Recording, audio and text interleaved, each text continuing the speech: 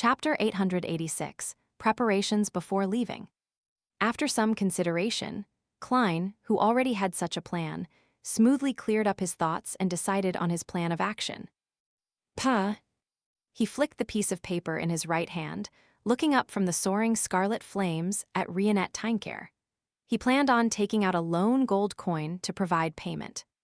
However, Miss Messenger had already left. There was no one in front of him. Not collecting payment. Klein was first taken aback before he made the connection. He suspected that Rionette Tynecare had proactively asked for payment after being used to collecting gold coins from non-contractees. Perhaps Miss Messenger didn't say anything. She just stared at Leonard with those 8 eyes on the 4 heads of hers while waiting for him to pay the gold coin. Yet, this fellow didn't realize it at all, trying to forcefully end the summon, only to have his neck snapped. Klein hissed in alarm as he used the gold coin he had just taken out to do the divination. He received the result that Leonard Miss Messenger was still alive and doing fine. He breathed a sigh of relief, put away the gold coin, and called out, "Richardson." The half-opened room's door opened without a sound as Richardson walked in and politely asked, "Sir, how may I be of service?" "Please bring the butler here." As Klein instructed, he sighed inwardly. He had really been spoiled by the luxurious life. Even when getting someone at home, he wouldn't take even half a step. He had to do it through his valet. "Well, this is an acting requirement," he said silently to himself. Minutes later, the white-gloved Walter came to the 3rd floor and let his arms hang to his side. He stood in a standard posture to the side of Dwayne Dance, awaiting his employer's instructions. Klein had already considered his words, so he unhurriedly said, "Go to Member of Parliament Mac's place to inform him that I've prepared the first installment. Also, prepare a carriage.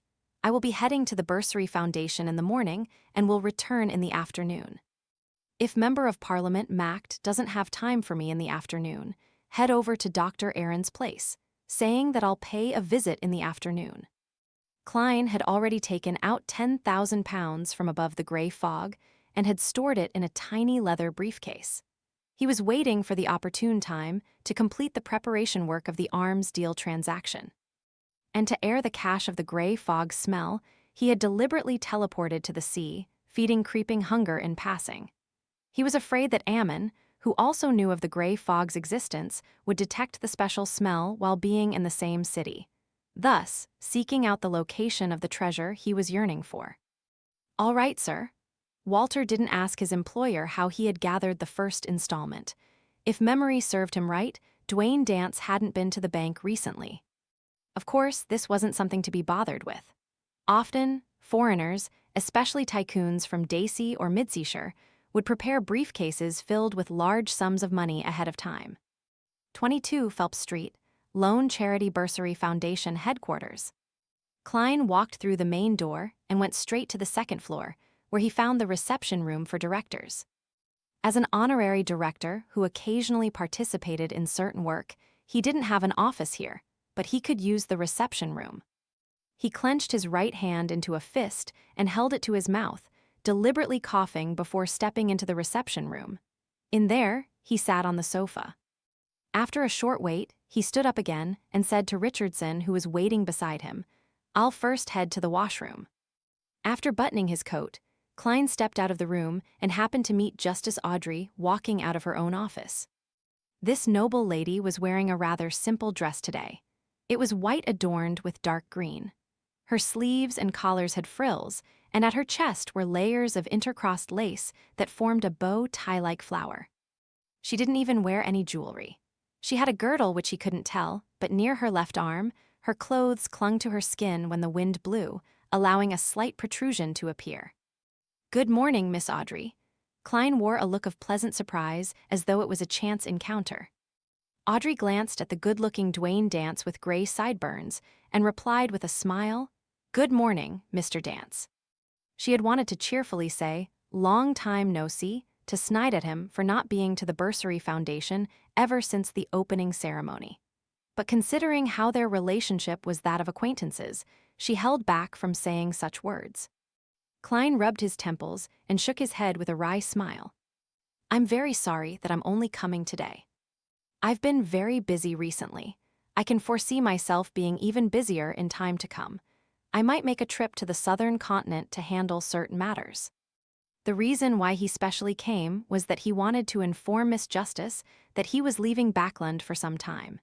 It was to express his sincerity, hoping that this noble lady could help him watch the Bursary Foundation and allow it to be operated smoothly. To Klein, he wished from the bottom of his heart that the Bursary Foundation could help more of the poor that required assistance. Southern Continent. Audrey interpreted the sincerity in Dwayne Dance's words as she asked in surprise. Klein laughed and replied, "For business."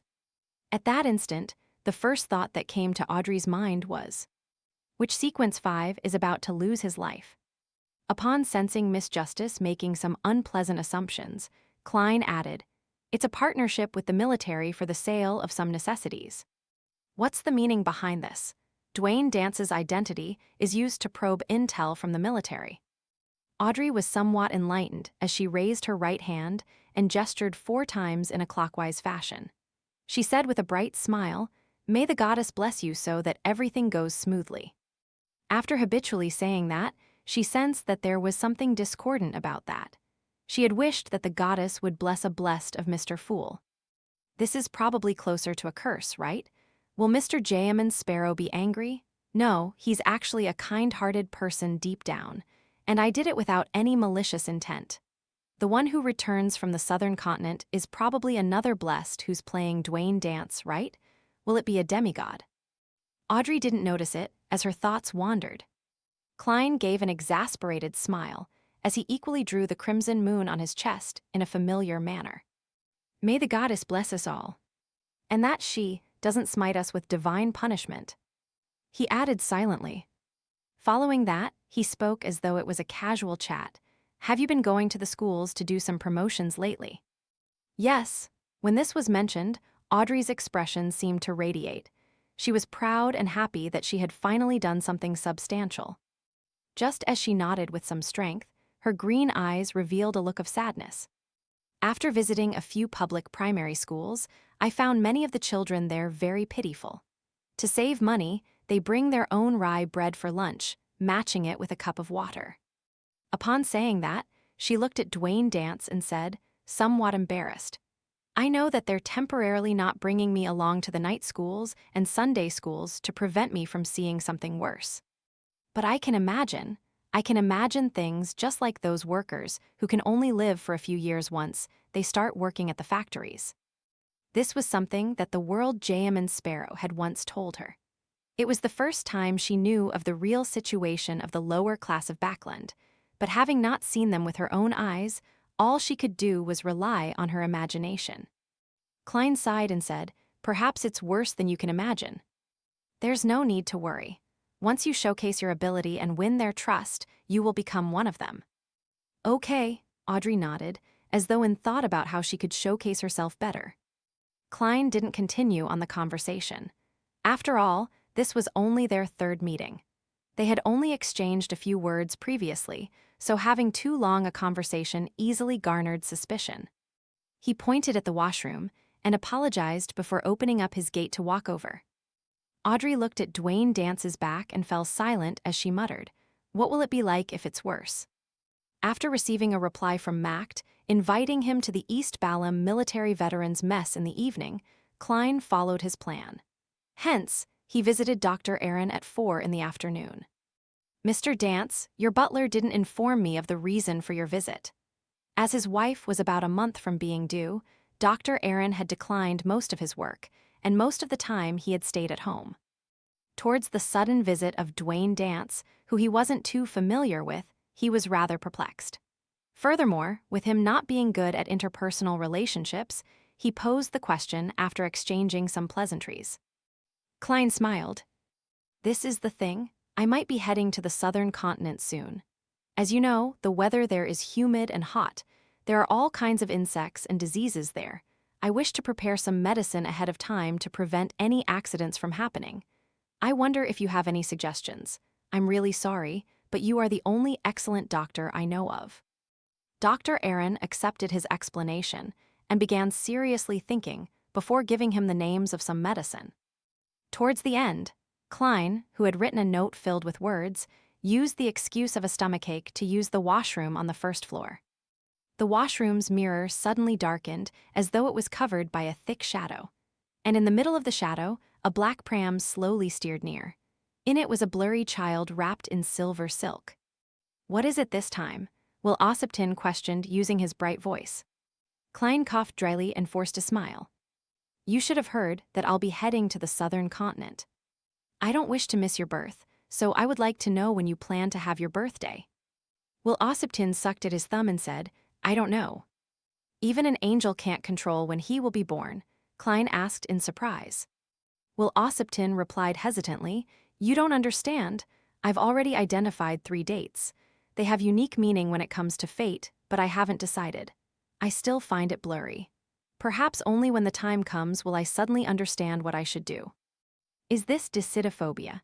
It also gives the strong vibes of a charlatan. Klein crossed his hands and indiscernibly rubbed them. "Then how would I be able to receive notice in time so that I can return in time to complete the transaction with you? Oh, that paper crane can no longer be used."